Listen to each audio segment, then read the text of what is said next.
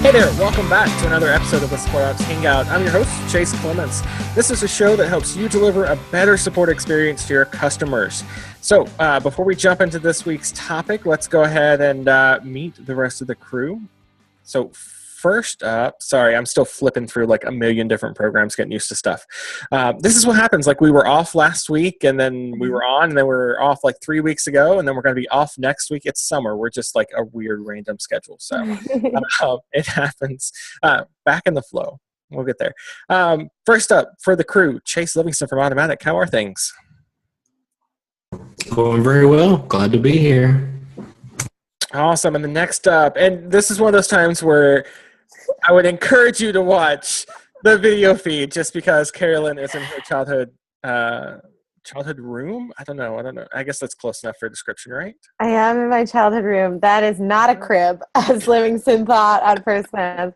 That is my childhood bed that I still sleep in when I come home. I don't know what's better, the fact that it's there or the fact that you're short enough to still fit in it. Yeah. I love it. Oh, yeah. Sit right in. Pee in a pod. And then you put the diploma right above it. We were giving Carolyn grief earlier. Big girl poster. It's fun. But, we were joking, I don't know, whenever you moved to Nashville about how we wouldn't get to see any other sites and everything, but now we still get, a little variety. It's interesting where in the world is Carolyn every now and then, yeah. Yeah, special edition. And then last but certainly not least, the amazing, the magnificent Jeff Vincent from Wistia. With a new haircut, also worth seeing. Yeah. My barber took it a little short. One of those things where you're not paying attention. I hope that girls don't have to go through this as much as guys do, but like you're not paying attention and they're like, "So, what do you think?" And you're like, "Oh shit, it's gone." Girls do go through that, and I think it looks great. It's perfect. Well, it's a summer cut. I appreciate that. I do have to know though. So like when I go in and get a haircut, it literally the conversation goes that the stylist would be like, "Hey, so what do you want?" And I'm like, "I don't know. You went to school for this. Like, just do it." Like, is that just me or do other people do that? I've had the same barber for about 5 years, and so he'll say 1.5 on the sides, blah blah blah, like a whole long thing that I don't know. And just sometimes I think, he doesn't say it, but it's like he makes a mistake. And he's like, okay, I'm just going to even it out everywhere. You know what I mean? And then you end up with a really short cut. Oh, this is why none of us are stylists. I love it. All right, this week, let's go ahead and dive right in because this is the show that Jeff thought we were doing last week. I'm really, really excited for it. Basically, whenever you go to a restaurant, I think that's the analogy that we used last week, and really you can use this analogy for a bunch of stuff, but the one we were using, you step into a restaurant, every staff member that you meet has an impact on the product, which in this case is your dining experience, right? So, you step in the door, you see the hostess. The hostess smiles and welcomes you, and that's your first interaction with it. And then you get to the actual table and, maybe you're eating and then the chef comes out to check on your food personally. That's part of the experience. And then, as you're leaving, the people saying goodbye or whatnot, that's part of the experience. Basically, everyone that you interact with, all the people, all the members of that team show the quality of the product. So that's what we're going to be talking about this week. Jeff, did I get that explanation right? Is that what we were aiming for? Yeah, I think it's another take on the really long-term rant of support is not a thing that you like bolt on or that comes after all of this other stuff, but that instead the way that your support team responds to these incoming requests on a daily basis is actually a reflection of more than just the support team. It's a reflection of their relationship behind the scenes with product and engineering and the executive and leadership team, maybe the marketing team. It's a reflection of a lot more than just, did we get the right people on the support squad? So thinking through, what that means and how we can make it better. Yeah, so we'll start with, what implications does that have for the rest of your team? Like, obviously, if you're listening to our show or have been for a while, you're probably a firm believer in this idea, but how the rest of your company is not on board, like how do you convince them of that? How do you, if your CEO walks in and goes, yeah, we're going to give, you a little bit of leeway with customers, but mostly you're just there to like keep them out of our hair. Like how, I guess what I'm asking is, how do you convince the rest of your company that all of you are this quality aspect, that all of you are part of the product experience? Jeff's face. Yeah. See, this is why you got to watch the video. Like you can see Jeff. $1 million question. We've asked this one before, right? Yeah. This is And we keep coming back to it. But some of it probably depends on the business model that you have, right? So I think What do you mean by that? I'm not actually sure about how all of Automatic works, but I think the rest of us are all on SaaS products, meaning you pay on a recurring basis as opposed to buying packaged software up front. Yeah, Automatic has too, right, Livingston? Even on a WordPress. Yeah, essentially. Okay. So for me, that means that you have to software as a service means you have to re-win the business month after month, and it's not just what did we sell them on January 1st, like their start date. It's also what did we resell them on March the 1st when they wrote in and they had a problem, and one of our teammates was there within the hour to help them sort it out. And if you can point that, if that's true of your business, I think a restaurant is just like that. Return business or lunch business is a huge thing for any restaurant. For a SaaS business, return is like way less expensive than trying to get new customers all the time. If you can point that out, then I would have a hard time believing that any CEO would say, yeah, but still, it's just you're just there to kind of keep them busy. If they are, then I think that they will be in for a rude surprise at some point. Maybe not now, but it's coming. Well, it'd be like Comcast. You'll get hauled before the Senate being like, hey, by the way, why do you treat your customers like shit? We really want to know. Yeah, I saw that and I was like, wow, how bad does your service have to be before you get hauled in front of the Senate? Like When was that? That's this week. Comcast and somebody else, I forget, but it was Comcast and somebody else. They were hauled up there and they were like, no, seriously, like we're trying to change. We're going to make things better. We promise. I had an excellent Comcast experience when I moved into my Nashville apartment. Oh, see, maybe it's working. Maybe it's working. Yeah. So, Carolyn, sticking with the dining room analogy, the dining experience analogy here, if your hostess is not up to par for that night, right? Maybe she's had a bad day, or maybe she's had an off night or whatnot, or maybe they, for whatever reason, aren't quite as, they aren't at the quality that you want them to be. It's easy to check that. It's easy to walk over and see how they interact with the customers coming in, that kind of thing. How do you do that as Chief Happiness Officer at Buffer? How do you mimic that and make sure that the quality of your team is up to whatever standard you set? Yeah, the difference, I think, let's see. The difference between that and the experience we have is that in that scenario, like in a restaurant, it's really almost impossible to get just the product without the people. Like, well, I guess you're saying the product is the dining experience, but if you were to compare apples to apples, I guess technically, like, no pun intended. We're going to bring back the Carolyn. like you almost can't get the food without interacting with a host or hostess, a server, like seeing and experiencing the other patrons in the restaurant, right? With us, with SaaS companies, it's an even trickier thing because you only get that opportunity every now and then. So, of course they form a huge percentage of their assessment of your company based on the automated things that they receive, the marketing emails, the billing email, the product itself. And then when they need something from your support team, that's when, it's like do or die, because that is the first time that they interact with your support team is when they make a huge percentage of their determination of whether you give a crap about them and whether you give a crap about the experience that they have and what your stance is on, doing the right thing by the customer, and like how big of a monster the customer has to turn into in order to get good service. Like that first one is so key. And each one is so important because it's ideally rare.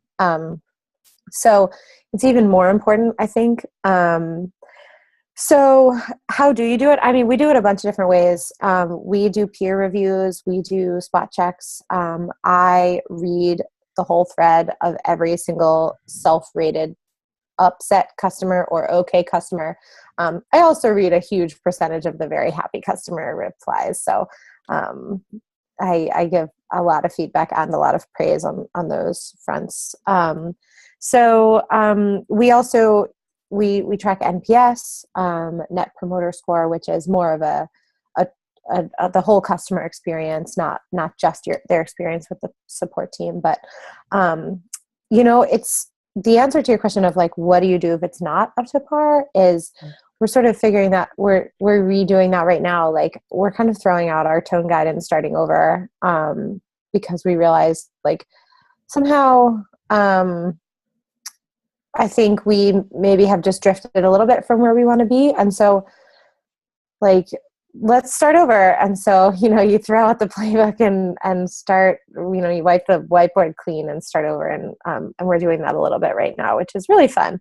But it's especially hard if you're saying, hey, you should be giving these customers a great experience, and you should be, provide really actionable and thoughtful information, and you should, not waste the opportunity to learn, and you should communicate that information with the rest of the company, and, if appropriate, and you should do all these things, and you should do it 100 times a day. Like, so sometimes that's feedback for us. Like I often say, I start a feedback conversation with like, what actually happened here? Because to me, all it looks like is you didn't really listen and you didn't hear what the customer said. And what I often get back is sometimes they're like, yeah, I just whiffed. Sorry. And sometimes they say, yeah, I was the only person in Europe that day. And because so-and-so was off, and because, he was sick, and our weekend person was away and the inbox was at 300 and I was in beast mode. And like, yeah, that's a process thing. It's 99 times out of 100, it's not that the person just had an off day. Although 1 time out of 100, it is. And in those cases you go, okay, try not to let it happen too much, and let's talk about it if it seems to be a thing. But generally it's a procedural thing that is a systematic challenge if we're running into that time and time again. Yeah, it's straight up baseball. Like you're going to lose some games. That's just how it goes, and everybody knows that. It's just the nature of the game at that point. And really, I'm trying to work as many metaphors and analogies into the shows as I possibly can. So we've hit the dining room, we've hit the baseballs, we've hit the whiteboard, and I mean. Do you want to hear my examples? Do you want to hear the analogies that I always give? The 2 like real world examples that I always give are number 1 is like, it doesn't matter how delightful you are if you don't get them what they need. Like, so if you're at a car rental counter, like it doesn't matter if the person was great or not. If you don't walk away with a car, then like it really matters if the person was great or not if you do walk away with a car, because then you can compare that counter where you walked away with the car and this counter where you walked away with the car, and this one was a great experience and that one sucked. But if this one, even if the person's really lovely and kind and using all the right words and they don't walk away with a car, like we failed. And the other one I give is like, at least like you might like make it onto the bus or something before you were like, hey, wait a minute, I didn't get maybe, but I don't think so. I think you failed, even if you say like, I want to be your friend and you're lovely, and I know it's not your fault, but like I'm stranded. I don't have a car. So, and the other like real world analogy that we talk about a lot is the barista example. If you say like, hey, you guys are out of milk, and the person says like, wow, that's really not the experience we want you to have. I'm really sorry that we're relying on you to report this. Like, we should really think up a system to make sure that this doesn't happen again. And like, I'm really sorry that this happened. And like, like, but like they don't refill the milk. Like like all those words are meaningless. So Wait, but there's more scenarios. tell us more. So the one that I'm specifically thinking about, like my topic for this show, is you're like, hey, you're out of milk here, and the person's like, oh, those jerks in the kitchen like never order enough milk, so we can't give you any. Like, oh, like I'd love to put more out, but like we don't get enough for like, our own, for just cooking. I can't even put more out for you. One of the things that we get a lot of bad feedback, like a lot of times when people are frustrated, it's because they wrote in being like, I want this feature. And the support person's like, we don't have that feature and we're not currently planning to build that feature. And the person will write, this seemed like a simple request, like I just wanted the feature. I just want you to serve almond milk. Yeah, exactly. We just wanted quinoa milk. What is it so hard to get quinoa milk? And so that makes me feel like there are a lot of cases. So let's just assume that those people are a bit unreasonable, or they're more on the unreasonable side of the scale. That makes me feel like there are a lot of people who write in with a feature request and they get a response that's very honest and straightforward about whether we're going to work on it and when we're going to work on it. And they take that as, oh, at least I know. Mm-hmm. Right? Like a lot of people are asking for that. Only a few people are giving us negative feedback for that. It makes me feel like in some cases we're doing a really good job of handling that. And in some cases people are like, I don't care what the deal is, like whether you're going to build it or not. I just want the quinoa milk. Just give me the damn quinoa milk. That's different though there's a difference between I would love to get you more milk and I think we should order more milk and I'm so sorry we don't have it and I believe we should too, but we don't, versus like, no, we're never going to buy quinoa milk. Livingston, yes. Does this get easier when you've got like WordPress with its myriad of plugins and everything else? Like it's easy to say, hey, this guy over here does have quinoa milk, like go use that.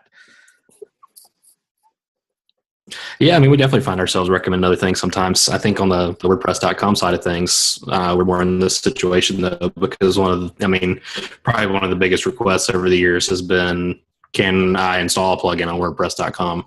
And the answer is no, and has been no since inception, and will continue to be no for the foreseeable future. So I guess we have the added advantage of being able to somewhat easily transition folks over to a self-hosted WordPress site. So they're still, I guess, in the family, if you will, of WordPress, and we can still, sell them a Jetpack plan or something instead of a WordPress.com plan, hopefully. But yeah, I mean, we definitely run into similar things across, a few of our different products. So how do you keep, so like if I come to you and was like, hey, I want this plugin, and you're going, no, it's not going to happen. Like, how do you, like going back to Carolyn's example, like I wanted a car, you're giving me kind of a car? I don't know, like how do you handle that and still maintain a really good quality of response and don't leave me at the point where I'm just like, where's my car? Yeah, that can be tough depending on, what the user is requesting. A lot of times we may already have like a similar feature or whatever implemented on WordPress.com that similar to what the plugin they're requesting is used for. So like if they need a plugin to automatically publish their posts to social media or something like that, we have Publicize built in on WordPress.com. All you have to do is, connect your social media accounts. So some things like that are easier. Some things that are, like more advanced type plugins like SEO plugins and things like that, we sort of have to say, here's what we have as far as SEO goes and how we can help you. And if you're looking for something a little more involved, maybe you should look at a self-hosted WordPress site and, here's a $129 guided transfer that, we can transfer you right over to a self-hosted site and have you up and running, within 24 hours. So, there's a few different options, and that's not necessarily a great thing, I guess. But, the way things are architected, I think that's probably the best thing we can do for the customers that have those issues. What do you think, Jeff? Is it just a matter of like pointing to the options that you do have? Like we don't have quinoa milk, but we do have this lovely, delightful almond milk that Carolyn requested last week that we now stock. I I think we At should. this point, I'm just moving back and forth. From No, I think that is useful, and the support team does a lot of that, where they try to find another solution to the person's original problem. Oh, you don't want dairy milk. Got it. We also have almond milk. And there are support teams, we should just be aware of the fact we don't work on them, but there are support teams that don't do that. They're like, no, we don't have that. Like, good luck. Sorry, bye. Like, that exists. It doesn't exist on this show in like this universe that we've created, but it totally exists. I think that we're also a bit blind to situations where people can't even say, I don't know why we don't provide other solutions to your problem, like what you're asking for, and I don't know if we ever will, and I can't, it's just a complete black box to me. I think that exists for support teams all over the place. Do you think that's appropriate to say? Are you suggesting that it's appropriate? No, but I'm saying imagine getting a question from a customer and you have no way of answering the question honestly. All you know is that you don't have it. I mean, that happens all the time. And if you were to ask about it, you wouldn't get a response. So you're kind of like playing intermediary. Like, you can't be helpful to the customer at that point. What's really helpful is saying, we don't have what you're looking for, and we possibly never will. It just doesn't fit with our position. It doesn't fit with our reason for being. So at least they can go and make a choice about going with something else if they need to. If you're kind of like, yeah, you're right, based on your reading of our documentation and my reading of our documentation, we don't have that. And that's all I know. Sorry. Being upfront there is really helpful. I mean, like Chase Livingston just was talking about, if I go to WordPress.com and say I want a plugin, they're going to say no. We don't know if we're going to offer it in the future. We know we're not going to in the near future, but maybe 6 months, a year down the road, something changes or whatnot. So I mean, at least you've got an option there. With Basecamp, I'm in kind of a similar situation. Somebody will ask, hey, do you have feature X or whatever? And they're like, you have to have an honest conversation and say, hey, we've got a long list of things that we want to get into Basecamp. This is one of those that's on there.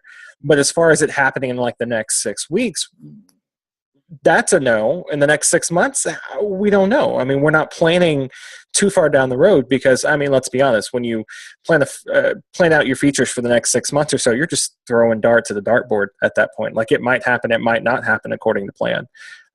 With us, that's why we work in those 6 week increments. So I know what's happening in this 6 weeks. I can fairly be sure that, exports or whatever are going to happen in this 6 weeks. I don't know what's going to happen after that at this point. So like when a customer asks, I think being honest is going to be the best point there. It's like, yeah, I mean, it sucks that I can't give you a yes answer, and it sucks I can't give you a hard no answer, but this is the information that I have right now, and hopefully this information is enough to let you make a decision at that point. Just to draw on the analogy again, cars or milk? Restaurants. Have you ever gone and you ask about something and the server's like, I'll go ask the kitchen really quick and I'll come back and tell you? Yeah. And they come back and they're like, yep, we can definitely do that. Or no, like, sorry, like we can't do that for whatever reason. That I think is good service. Yeah. Like, that is good service, as opposed to saying, no, we can't do that. And you're like, why not? And they're like, well, I don't know why, we just can't. And there's no additional research done. That feels like bad service. And I just think the equivalent of that is a support team that isn't informed and doesn't have any way to get informed by like other teams within the company. It's also a balance though, right?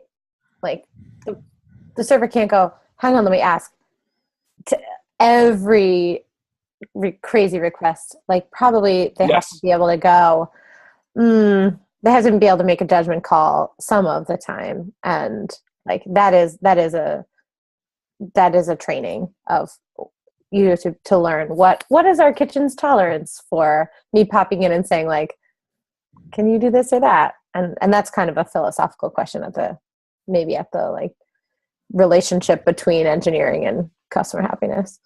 Yes.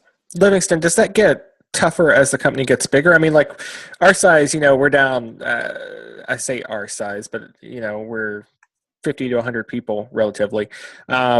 If we have a question about, hey, are we going to be doing X in the next 6 months or 6 weeks or whatever, I can, not walk down to talk to Jason, our CEO, but I can get in touch with them really easily and be like, hey, what do you think about this? With Automatic, you've got 400 or 500 people now. Like, is it harder to find out those kind of answers, or is it kind of like Carolyn was mentioning, that you just kind of develop this intuition of what the answer is going to be? I think it's a little bit of both. Depending on what the question is, it can be hard, but we are also, I think, getting better at Automatic, in our different product areas and things about setting, goals for the year and things like that. And so, generally if something doesn't fall within they're broad goals, obviously. So if something doesn't really fit in one of those broad goals, that's probably going to be an easy answer and say, no, that's probably not going to happen this year. Obviously there are times when it's a gray area. It might be right on the line. Well, this could help, this particular goal. And in that case, sometimes there's a conversation to be had or something like that. So in some ways, I think it is not necessarily harder, but then in other ways, when it's a gray area, then yeah, you sort of just have to ask that question somewhere and have a discussion with the particular team that would handle that. And sometimes even then, that's hard to figure out. Is this something that team A will handle, or is it something that team B will handle, because they both sort of work on this area of the product. There's always growing pains and things like that. It's just, I think, different problems from what a smaller company might have. So what do you lovely folks think about like the timing of all this, right? So like sticking with this analogy. So the waiter, waitress, whatever, goes back and has to ask the kitchen about a certain thing. That happens fairly quickly, right? I mean, that's a couple of minutes back and forth. With software, I mean, that can take a while. It could be like Carolyn goes to ask Joel and he's tied up for the rest of the day, not going to get an answer till tomorrow. So how do you still maintain a good quality experience at that point if you're stretching over multiple hours? Open question. Okay, I'll jump in first. First of all, I would disagree. I would say that like when they go to ask the kitchen, 9 times out of 10, I'm like, never mind, it's not that.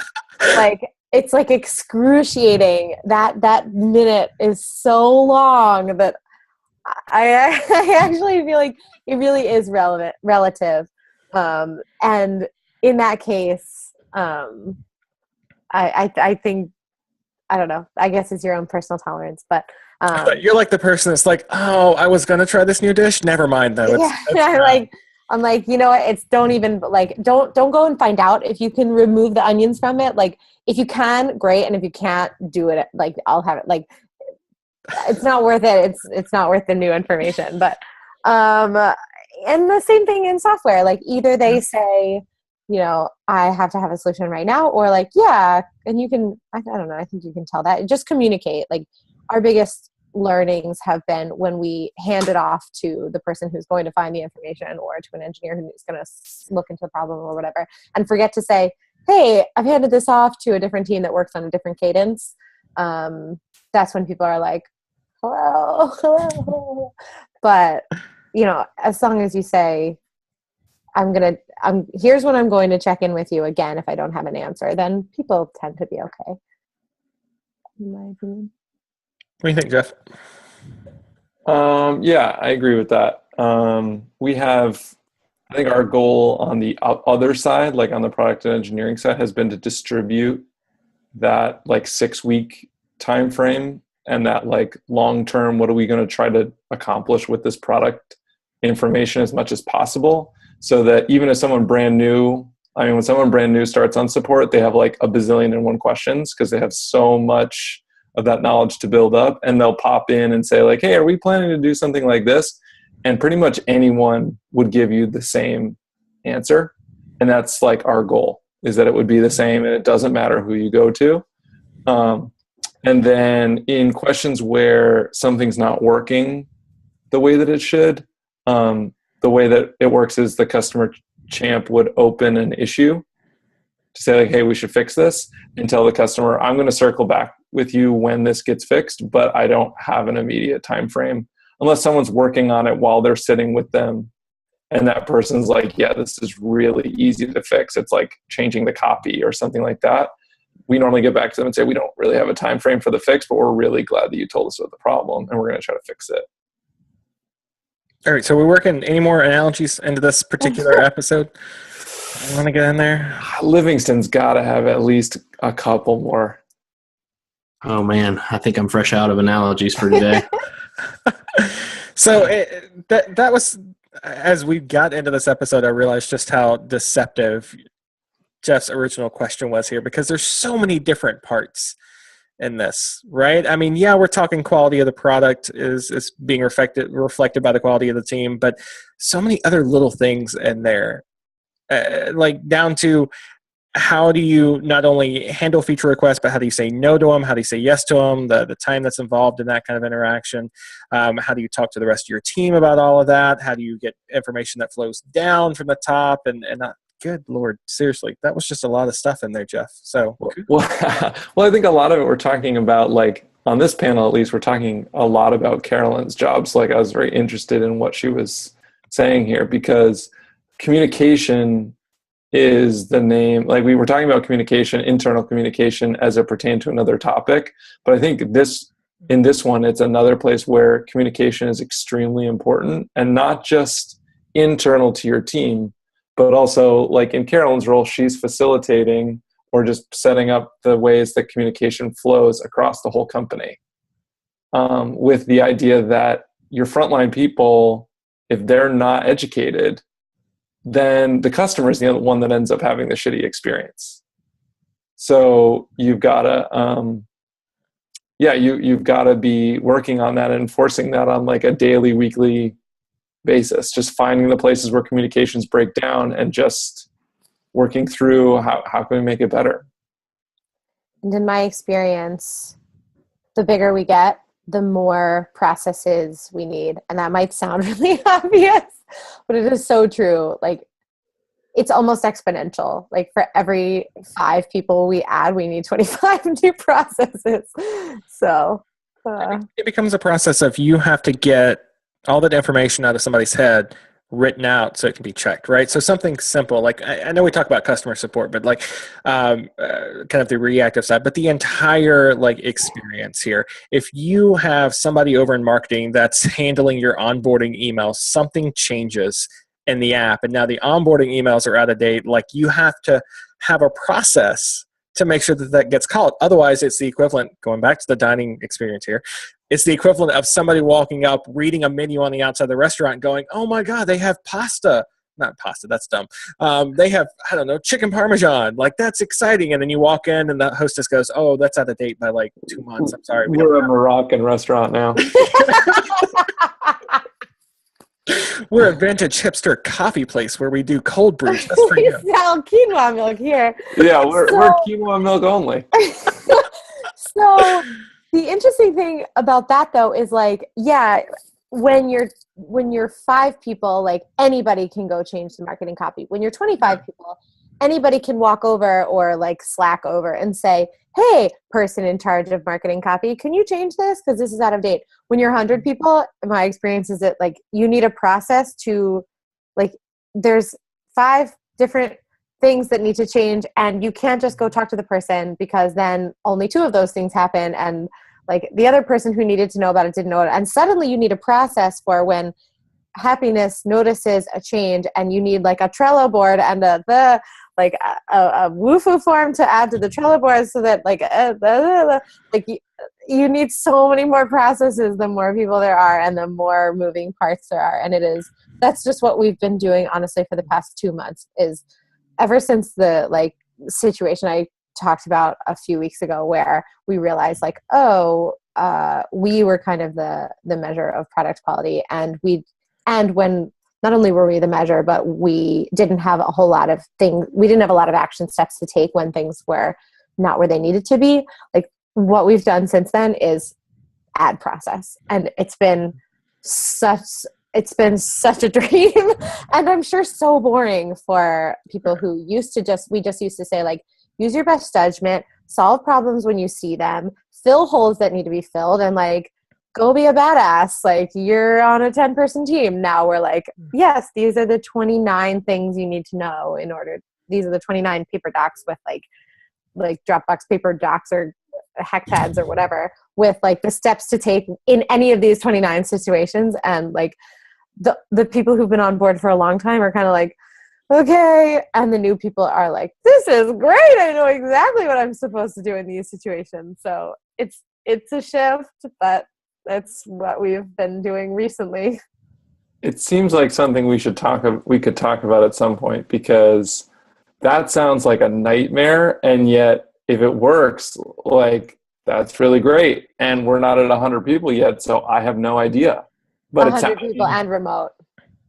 It sounds like, oh my gosh, that sounds It does, bad. doesn't it? It sounds like your checklist and processes are a reflection of the quality of your product. But I mean, it's true. And so still bringing it back to the restaurant example, there's a reason why you have an opening checklist, a midday lunch checklist, a closing checklist. The reason you have those things is not because we want you to be like templated and formatted and this nice little carbon copy of everything. It's to kind of let those things run on automatic while you're working on being a kick-ass at what we really hired you to do. It's a lot easier to bring somebody new on, or even to have any of your team members go, all right, well, what do we have to do to close up the shop? And I hand them a checklist and they run the checklist while I'm working on some new marketing thing or whatever, right?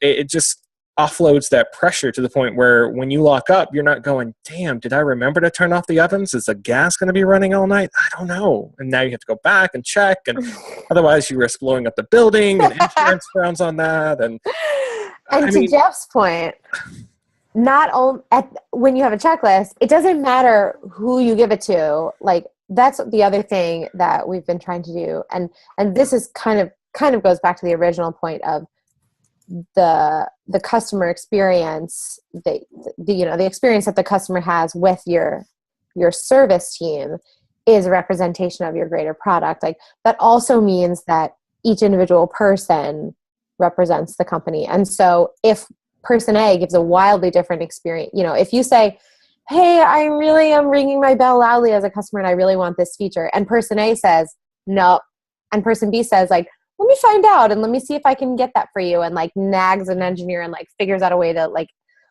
if two people give two different customer experiences, then that's also gives a big window of range, and that can be a challenge as well when your customer experience is representing your whole product. And that can happen with the same customer. Like, if a customer accidentally writes in twice or something like that and gets two wildly different experiences, then it's like, do they really have their shit together over there? Yes. I don't know. Yeah. We'll have to do that show like next time. I mean, even checklists, like, we talk about being 100 person, but I mean, even when you're smaller, anytime that you've got multiple moving parts with multiple people involved, a checklist, if nothing else, gives you peace of mind. It lets you turn it off at the end of the day going, I know we got everything done right. We did the checklist. It's fine. We did the process. It's fine. I'm going to shut my phone off now and not worry about if my phone's going to blow up because something broke. I'd be curious to hear what we all have checklists for. That would be an interesting show. I have a mental checklist for getting up in the morning. I think it's mental. I don't know if it counts. But like, I know, like, after it was written way back whenever, because I got tired of, like, it let me set my mind on like autopilot at that point, right? It was just so much easier at that point. It's mental now, but it used to be an actual like sticky thing up on the window, up on the mirror. Yeah, we'll do that next time because we're running up against the time. I know. There's all sorts of research that hospitals that use checklists have way fewer problems. Let me ask you this. Do you want to be on an airplane with a pilot that just wings it or that did a checklist? Yeah. That had a process? Yeah. This would be interesting. The transition from... There's the next one, the plane analogy. You did it. You did it. That would be an interesting... I mean, I know we have had tons of growing pains. Like, maybe this is the same show or a separate show, but the transition from just use your best judgment to process. Yeah, and they're not mutually exclusive, I don't think. Absolutely. True. Yeah. Absolutely, yeah. Next show. We'll have that one done. Jeff, I hope we actually somewhere in all of that touched on the original question. And I'll just say this. I don't know if it was the answer you were looking for, but this was our answer. So Yeah, it was perfect. This is not a question that can be answered. I think it's an insight that if you don't have it, your support is always going to be lacking. yeah, absolutely. Great hands. Woo-woo. All right, that's what we think on this one. Let us know about any of the subjects that we talked on this particular episode. You can hit us Or up, any of the analogies. or any analogies. Yeah, If you got more, we want to hear them. Which Yeah. analogies did we miss? Restaurant, not buying a car, renting a car. I'm sure buying a car is in there somewhere too. Sure. Yeah, I mean that's in there. Baseball, milk, quinoa milk. Do they really make quinoa milk? Like, I'm genuinely interested in that now. I have quinoa milk in my fridge. Not a joke. Really? I thought you made that up. Oh no, I have that in my fridge. Are you the one that like goes to the coffee shop and it's like, here, I brought my quinoa milk.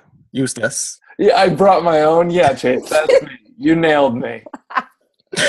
All right, hit us up. We're at SupportOps on Twitter. You can hit us on email, hello@supportops.co. Make sure to sign up for the newsletter. That's where this week's shout-outs and all that fun stuff is. You'll get an inside look into what we're reading this particular week and all that fun stuff. We'll be back 2 weeks from now. We're taking next Monday off for the hell yeah, we're an American. I'm going to have to put so many like explicit warnings on this one.